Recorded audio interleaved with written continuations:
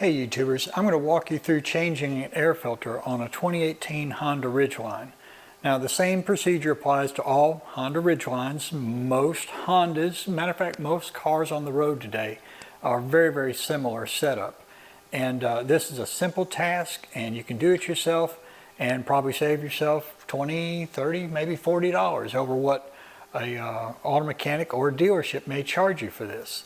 So let me walk you through this. The first thing we're going to do, we've already pulled the latch on the inside. There's a secondary latch here we pull up.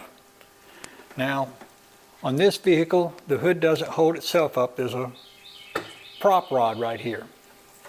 And there's a little hole here you put the prop rod in, and that's the standard opening position. And that's fine to get in here and check the oil or check the coolant or the windshield washer fluid or the brake fluid, but we're going to be working over here where the air box is, and this hood's kind of in our way. On most Hondas, there's a secondary hole, this one's way back here, that you can put the prop rod in,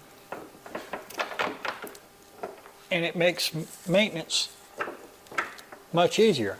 Now the hood's almost straight up and down, and it's completely out of our way. All right, now this car, like many others, has a couple little latches here. There's one there, and you just pull these back. They're a little stiff. And it actually has a third one here on the back side, maybe a little hard to see. There we go. Now, at the back of the air box, there are a couple of tabs that hold the back part in place. And so you can just tilt this up and slip the air filter out without releasing those tabs, or you can pull them loose and get the top completely loose like this. It's up to you. Now here's the top side of the filter. This is the air. It comes through from the bottom, and this is where it goes through to the engine. So this looks fine. A little bit yellowed from age, but look at the back side. This is This is the side that traps the dirt, and you can see it is definitely in need of changing.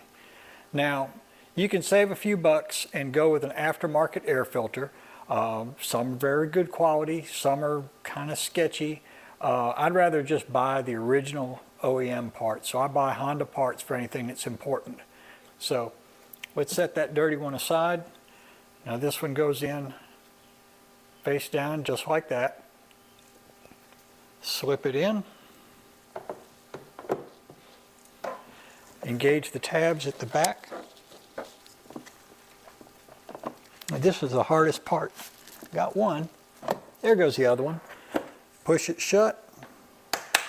Make sure you get all three latches. And that's it.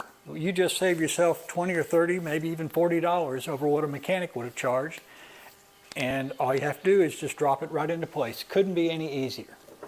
So, we're just going to put the prop-up rod back in place. Make sure you get it in that clip. If you don't, it can fall down into here, and it's not a problem on these vehicles, but on some vehicles this can actually get tangled up with the fans down here. So make sure you click that back into place, drop your hood down, and you're done.